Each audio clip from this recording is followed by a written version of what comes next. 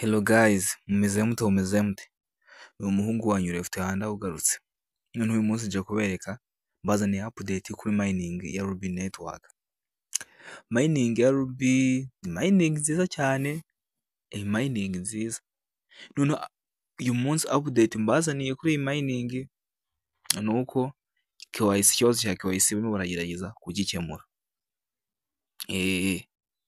Nawe rero kano kanya ikintu usabwa ni ugukomeza ukamayininga umunsi ku munsi udasiba kugira ngo iyi KYC nawe uzayikore neza nta kibazo. Murabizi ibintu basaba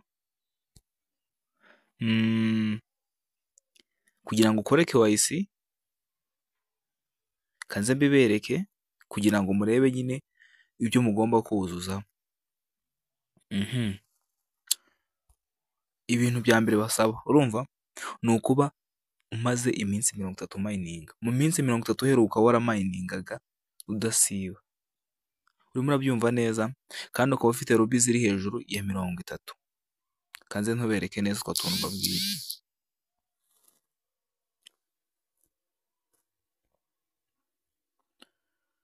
Murimo murabibona, ugomba kuba ufite ruby hejuru ya 30, urumva? Oya, ugomba kuba umaze iminsi 30 hano, kantu ka mbere. Akandi ka kabiri, ugomba kuba ufite ruby ziri hejuru ya 30. Noneho ibi ngibi bibiri bifite, utegereza icyo yitwa invitation.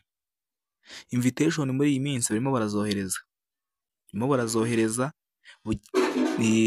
ntabwo barimo barazohereza ku bantu bose. Barimo baragenda bavuga ati muri iki cyumweru tuzohereje abantu 15,000, mu gitaha ni 15,000, igikurikiye 15,000, gutyo. Nawe uzajya kubona ubone invitation yaje. Ikintu cyonyine ubusabwa ni ukumayindinga buri munsi, warangiza ukanagira ute, ukaba ufite na zino ruby ziri hejuru ya 30, ubundi ukagiza buri munsi, ukagiza buri kenshi cyane, ukagiza gucunga ko invitation yaje. Ukaza gucunga ko invitation yaje. Urabona ko ngiye bitaraza kuri no account yanjye ya kabiri mfite, ntago iraza invitation yo gukora KYC. Ubona ko hatabivuyeho nyine. Hano murahabona. Hano rero nawe icyo usabwa ni ukugira ute, ni ukuza ukayikurikirana neza ukuntu bimeze, ibintu byose ukabishyira ku murongo, ukamayininga buri munsi, ubundi warangiza ugategereza ko bakohereza invitation, ubundi ukikorera KYC yawe nk'ibisanzwe. Mbibutsa ko abantu mutaratangira iyi mining, ni ukuza kuri Play Store, ese murayizi, dore ni iyi ngiyi. Wowe utarayitangira uza wandikemo Ruby Network,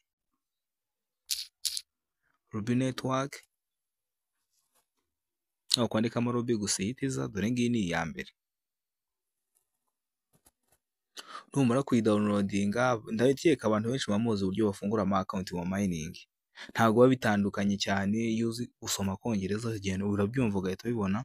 Noneho abafite ikibazo cy'uburyo wafunguramo account, muraza mu application mu downloading, muyishyira muri telefone. Referral code ngiyi nayishyize hano kuri screen. Referral code muri bukoreshe, referral code reka nze nyibereke.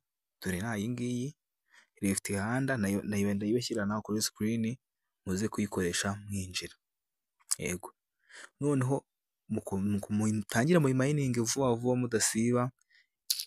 Kandi niba watangiye mining, ujye unatumiramo n'inshuti zawe kugira ngo zize mufatanye, murebe ko mu minsi iri imbere yajya ku isoko mugakuramo amafaranga runaka. Izi mining iyo zigiye ku isoko zitanga amafaranga menshi. Rero ubaye ushyizemo inshuti yawe, mwese mukajyana, bikabateza imbere. Urumva ko ari inyungu nyinshi. Sawa muyitangire, murebe ibyo ari byo. Abatarayitangira mushaka kureba uburyo bafunguramo account, muri comment nasizemo video yerekana uburyo wafunguramo account. Sawa, ciao, ibuka gukora subscribe, naho utaha.